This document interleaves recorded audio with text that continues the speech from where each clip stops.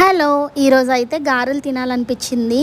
సరేలే గారెలు తిందాం కదా అని అనుకుని గారెల పిండి అయితే తీసేసుకున్నాము. కానీ గారెలు ఎలా వేయాలో అస్సలకే రాదు.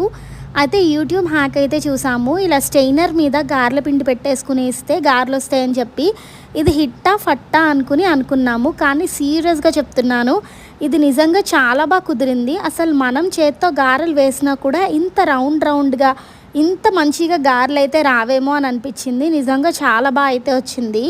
గారెలు వేసుకోవడం అయితే అందరికీ వచ్చు కదా! ఇంకా ఎలా వేసుకోవాలో కూడా అందరికీ తెలిసిందే. ఇంకా దీనికోసం ఏం ఎక్స్‌ప్లెయిన్ చేస్తాను చెప్పండి. కానీ ఒక విషయం అయితే మాట్లాడుకుందాం.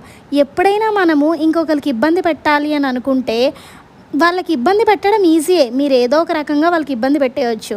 కానీ ఆ తర్వాత ఫ్యూచర్‌లో మీరు తప్పకుండా ఫేస్ చేస్తారు. మనం అన్నెసెసరీగా ఇంకొకళ్ళని ఏమైనా అంటే.